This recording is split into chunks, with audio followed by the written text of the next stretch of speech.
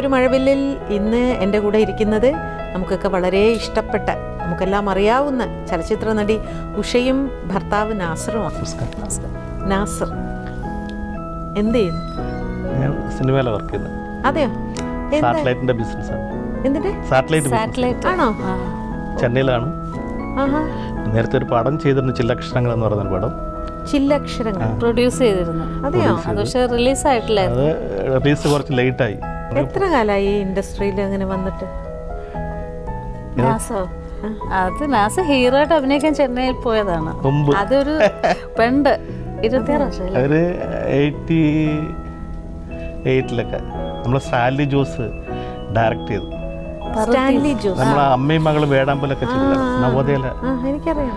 പിന്നെ പ്രോജക്റ്റ് ഒരു 28 ദിവസം ഷൂട്ട് ചെയ്തിട്ട് പ്രൊഡ്യൂസേഴ്സ് തമ്മിൽ പ്രശ്നമായിട്ട് പ്രോജക്റ്റ് അഭിനയിക്കാൻ പോയതാ. അങ്ങനെ മലയാളത്തിൽ ഹീറോ ആയിട്ടാ പോകുന്നത്. എന്നിട്ട് പിന്നെ അത് വേണ്ടെന്ന് വെച്ചു. പിന്നെ ഇങ്ങനെ പോയി. പിന്നെ കുറെ പടങ്ങളൊക്കെ വേഷം ചെയ്ത്, പിന്നെ എൻ്റെ പടത്തിൽ നല്ലൊരു വേഷം ചെയ്തിരിക്കുന്നു. എന്താ അങ്ങനെ അഭിനയിക്കാൻ തോന്നാനുള്ളൊരു കാരണം എന്തായിരുന്നു? നേരത്തെ നാടകത്തിലോ അങ്ങനെ വല്ലതും ഉണ്ടായിരുന്നോ? എനിക്ക് കലയോട് ഭയങ്കര താല്പര്യമായിരുന്നു. അങ്ങനെ അഭിനയിക്കണമെന്ന് വിചാരിച്ചു. അങ്ങനെയാണ് ചെന്നൈയിൽ പോകുന്നത്. നിങ്ങൾ എങ്ങനെ പരിചയപ്പെടുന്നത്? അത് വലിയൊരു കഥയാണ്. ആണോ?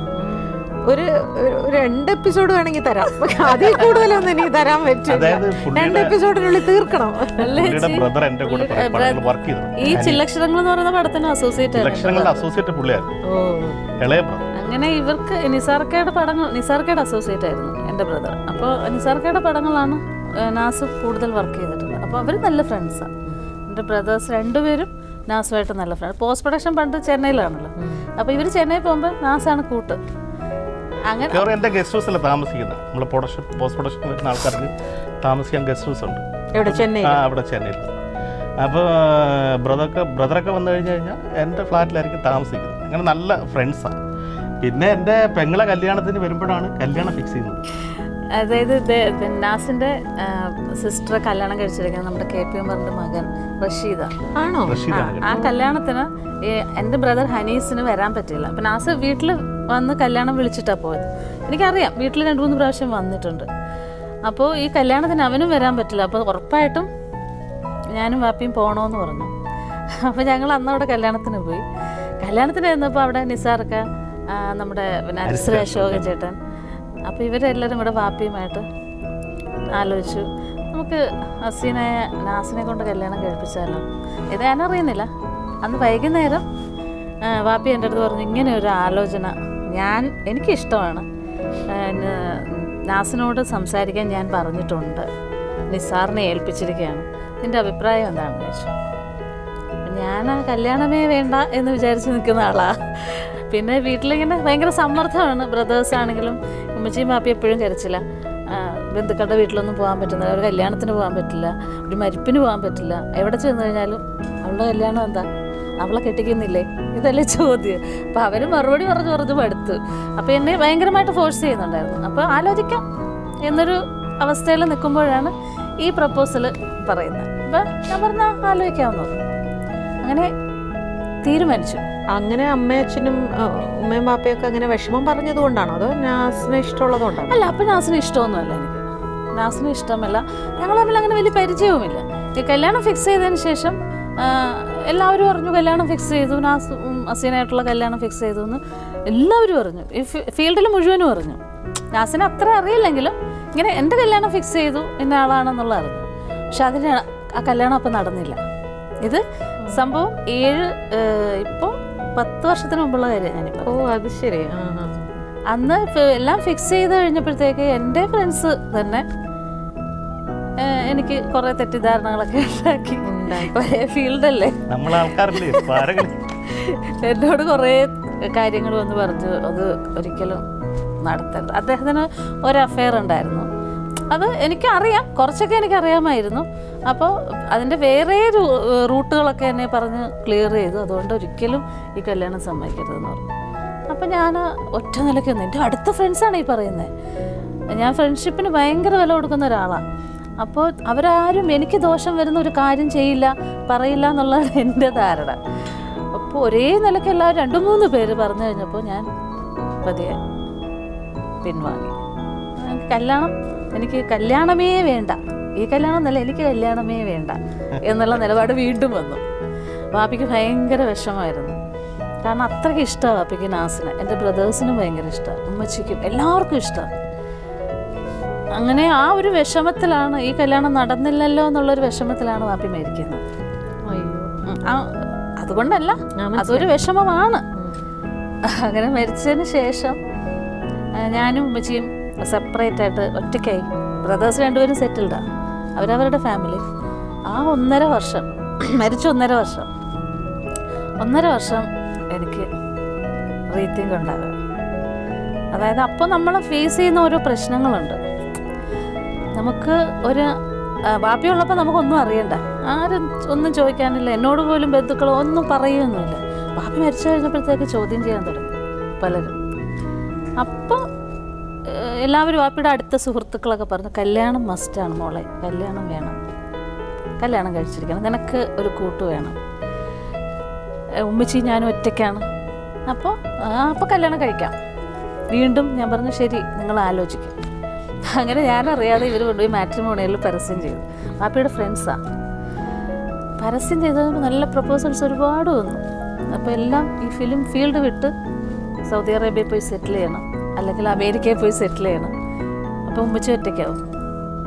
അപ്പം ഞാൻ ആ ഉമ്മച്ചിയെ വിട്ടിട്ട് ഞാൻ അങ്ങോട്ടും വരില്ല. രണ്ടാമത് എൻ്റെ ജോലി ഉപേക്ഷിക്കില്ല, കല ഉപേക്ഷിച്ചിട്ടുള്ളൊരു ജീവിതം വേണ്ട. ഇത് രണ്ടും അക്സെപ്റ്റ് ചെയ്യുന്ന ആൾ മതി എനിക്ക്. അപ്പോൾ അങ്ങനെയുള്ള ആലോചന, അങ്ങനെ സംബന്ധിച്ച് എനിക്കൊരു പ്രപ്പോസൽ വന്നു. അപ്പോൾ ഇദ്ദേഹം ഇതൊക്കെ അറിയുന്നുണ്ട്. ഇദ്ദേഹം വെയിറ്റ് ചെയ്യല്ലേ, 7 വർഷം 7 വർഷം വെയിറ്റ് ചെയ്യുക. അപ്പോൾ എൻ്റെ വാപ്പി മരിച്ചപ്പോഴൊക്കെ വന്നിട്ടുണ്ട്. പിന്നെ ഞാൻ പക്ഷേ പുള്ളി അവോയ്ഡ് ചെയ്യാൻ വേണ്ടി ഫോൺ പോലും അറ്റൻഡ് ചെയ്തില്ല. എന്നെ എപ്പോഴും വിളിക്കുമായിരുന്നു നാസ്. ഞാൻ ഫോൺ വന്നു കഴിഞ്ഞാൽ നാസാണെന്ന് അറിയുമ്പോൾ ഞാൻ പെട്ടെന്ന് ഫോൺ കട്ട് ചെയ്യും. പുള്ളിയുടെ നമ്പറിൽ നിന്ന് വേറെ നമ്പറിൽ നിന്നൊക്കെ വിളിക്കും. എപ്പോഴും ആലപ്പുഴയിൽ വരും നാസ്. അതൊക്കെ ഇപ്പോഴാണ് എന്നോട് പറയുന്നത്. എല്ലാ പ്രാവശ്യം ചെന്നൈയിൽ നിന്ന് വരുമ്പോൾ നാട്ടിൽ വന്ന് എൻ്റെ ഫ്രണ്ട്സും നമ്മളുമായിട്ട് ബന്ധപ്പെട്ട എല്ലാവരെയും കാണും, എൻ്റെ വിശേഷങ്ങളൊക്കെ അന്വേഷിക്കും. ഈ കല്യാണ ആലോചന അങ്ങനെയാണ് അറിയുന്നത്, നമ്മൾ കല്യാണ ആലോചന നടത്തുന്നുണ്ട്. അങ്ങനെ പുള്ളി ഒരു ദൂതനെ വീണ്ടും വീട്ടിലേക്ക്, ദൂതനെ എൻ്റെ വീട്ടിലേക്ക് ഉമ്മച്ചിയെ കാണാൻ വേണ്ടിയിട്ട് അയച്ചു. അപ്പോൾ ഉമ്മച്ചി നാസുമായിട്ട് ഫോണിൽ സംസാരിച്ച് ഇവർ തമ്മിലൊരു തീരുമാനത്തിലെത്തി. എന്നിട്ട് എന്നോട് ഉമ്മച്ചി പറഞ്ഞു, നിനക്കിപ്പോൾ വേറൊരു കല്യാണം വന്നിട്ടുണ്ടല്ലോ, പക്ഷേ അതൊക്കെ നിന്നെ ആഗ്രഹിച്ച് നിന്നെ കാത്തിരിക്കുന്ന ഒരാളുണ്ട്. അപ്പോൾ വാപ്പിക്ക് വളരെ ഇഷ്ടപ്പെട്ട ആളാണ്. അപ്പോൾ വാപ്പിയോട് നിനക്ക് എന്തെങ്കിലും സ്നേഹം ഉണ്ടെങ്കിൽ, വാപ്പിയുടെ എന്തെങ്കിലും ആഗ്രഹം സാധിച്ചു കൊടുക്കണമെന്നുണ്ടെങ്കിൽ നീ ഈ കല്യാണം സമ്മതിക്കണമെന്ന് ഉമ്മച്ചി പറഞ്ഞു. ഞാൻ ആലോചിച്ചപ്പോൾ ശരിയാണ്, എൻ്റെ വാപ്പിക്ക് എനിക്ക് കൊടുക്കാവുന്ന ഒരു ചെറിയ സമ്മാനം. അപ്പോൾ ഞാൻ പറഞ്ഞെന്നാൽ ശരി. എന്നിട്ട് പുള്ളിക്ക് വിശ്വാസമില്ല, ഞാൻ സമ്മതിച്ചെന്ന് പറഞ്ഞിട്ട് പുള്ളിക്ക് വിശ്വാസമില്ല. ഞാൻ ഇനി കാര്യം അറിയാലോ. ഇത് എന്നെ വിളിച്ചിട്ട് ഞാനും എൻ്റെ അനിയനും കൂടെ അസീബിനെ അനീസിനെ കാണാൻ വരികയാണ്, എൻ്റെ ബ്രദേഴ്സിനെ. അപ്പം ഞാൻ ശരി വന്നോളൂ, ഇന്ന് തീരുമാനിക്കും. ഞാൻ പറഞ്ഞാൽ ശരി. അപ്പം ഞാൻ തീരുമാനിച്ചു കഴിഞ്ഞു. അങ്ങനെ ഒന്ന് കണ്ടു, അവർ തമ്മിൽ സംസാരിച്ചു, ഒരു ഡേറ്റ് ഫിക്സ് ചെയ്തു. പെട്ടെന്ന് ഒരു മാസം ഡേറ്റ് ഫിക്സ് ചെയ്ത് കഴിഞ്ഞിട്ടും പുള്ളി പറഞ്ഞല്ല എൻഗേജ്മെന്റ് നടത്തണം, പെട്ടെന്ന് എൻഗേജ്മെന്റ് നടത്തണം. ഇനിയും മനസ്സ് മാറുന്നു, അവസരം കൊടുക്കരുതല്ലേ.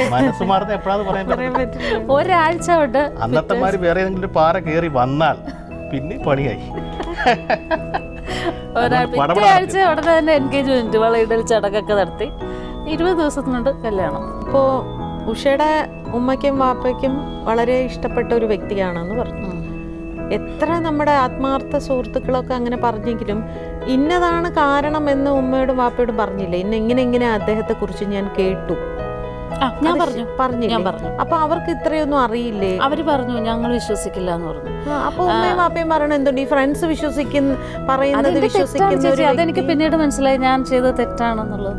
അല്ലേ, നമ്മൾ ആദ്യം നമ്മുടെ അച്ഛനും അമ്മയല്ലേ വിശ്വസിക്കുക, തീർച്ചയായിട്ടും പിന്നെയല്ലേ നമ്മള്.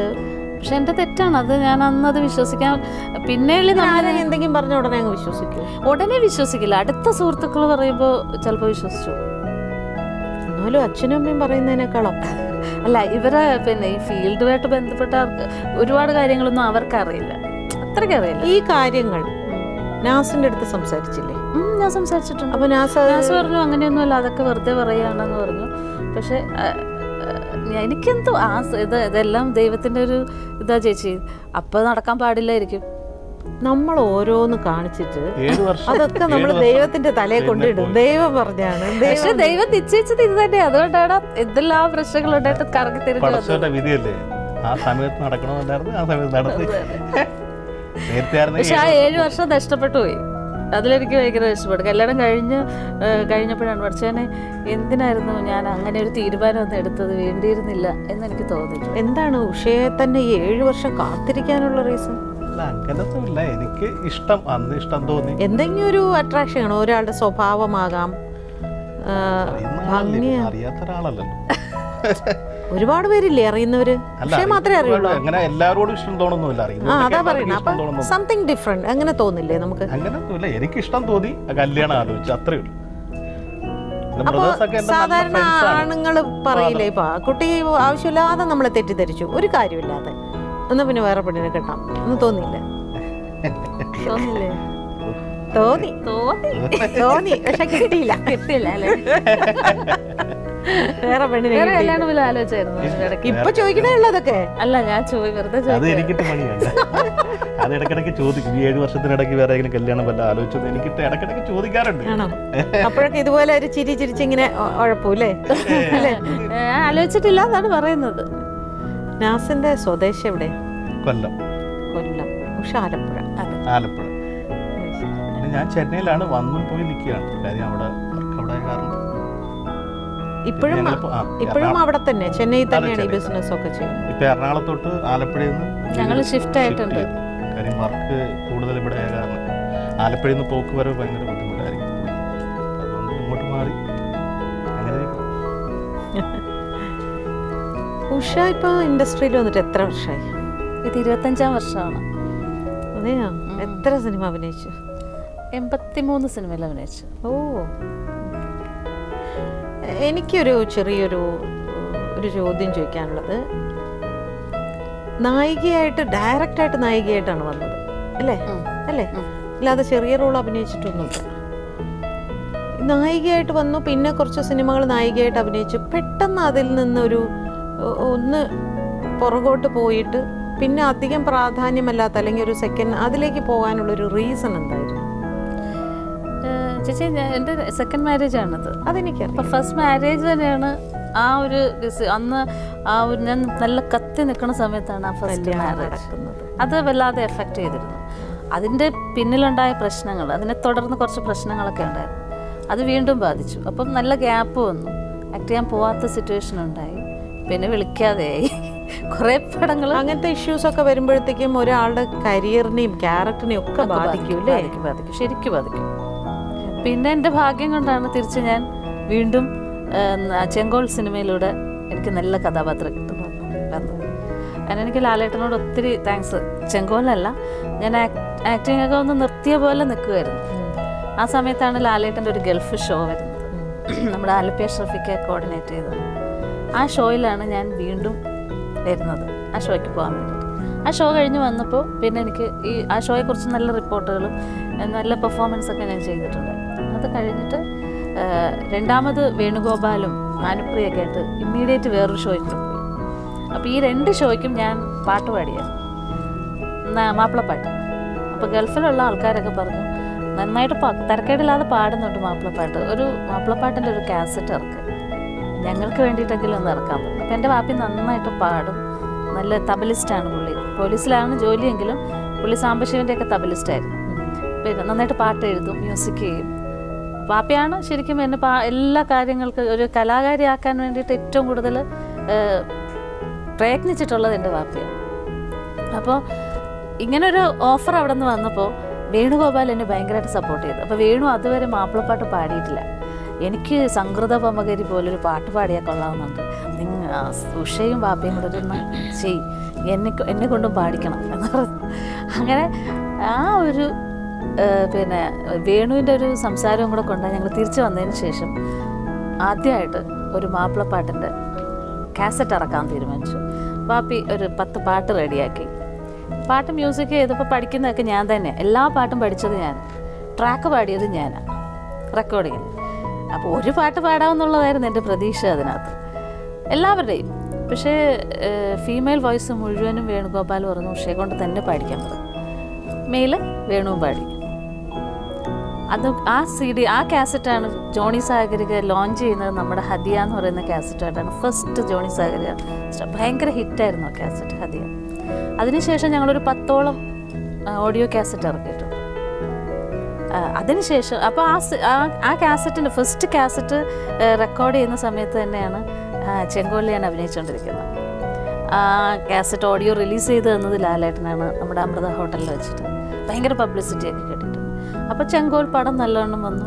കുറേ സ്റ്റേജ് ഷോസ്, എനിക്കൊരു പാട്ടുകാരി, മാപ്പിളപ്പാട്ടുകാരി എന്നുള്ള നിലയിൽ കുറച്ച് ഫേമസ് ആയി.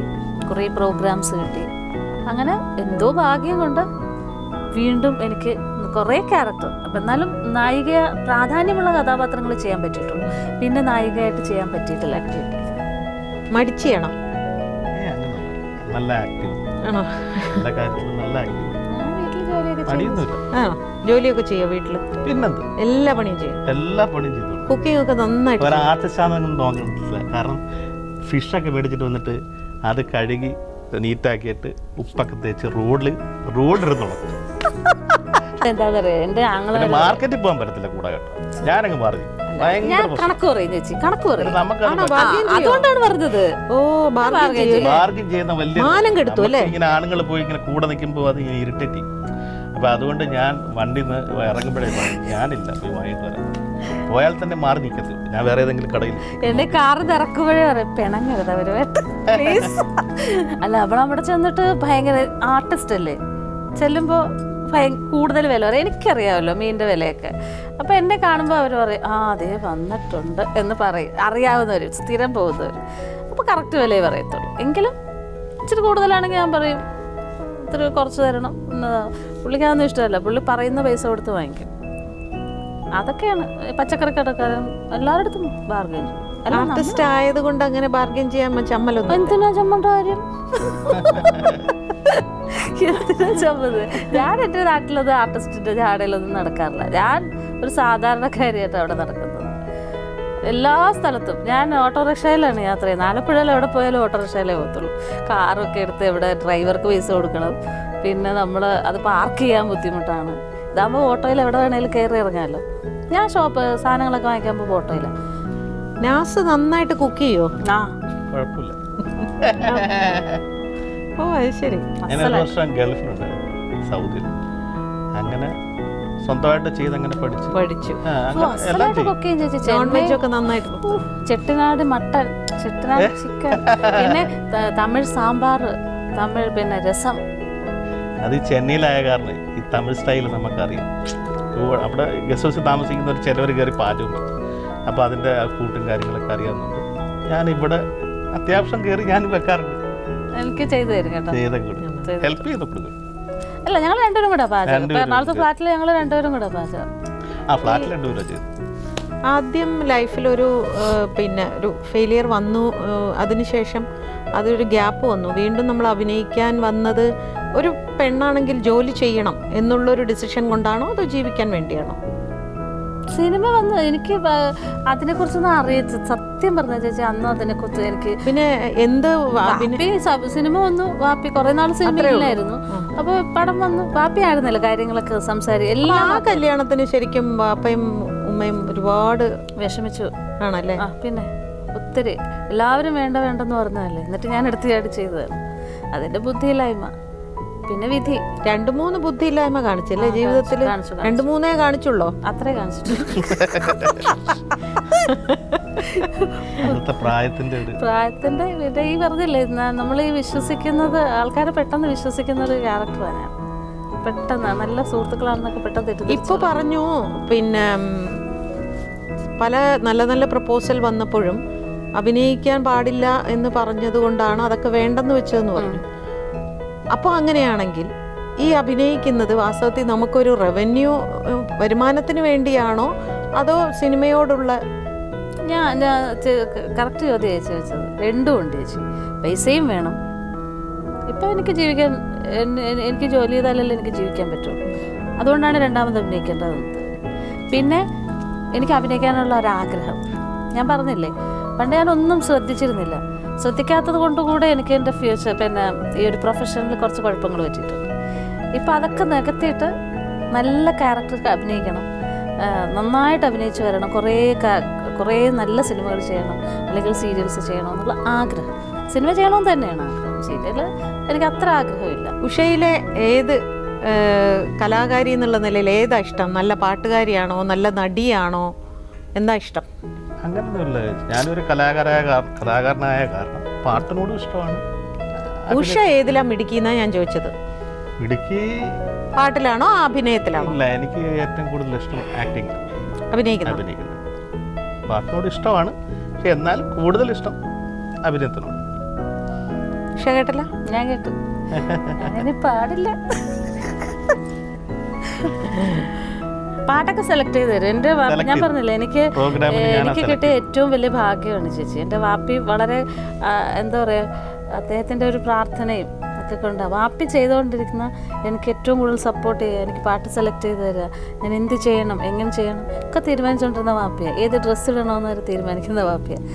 എനിക്ക് അങ്ങനെ തന്നെ ഒരു അങ്ങനെ തന്നെ ഒരു ഭർത്താവിനെ കിട്ടി. ഇങ്ങനെ ഒരാളെ കിട്ടില്ല എന്നുള്ള ധാരണ ഉണ്ടായിരുന്നു എനിക്ക്. ഓ, അതൊന്നും ശരിയാവില്ല. 7 വർഷം പോയി.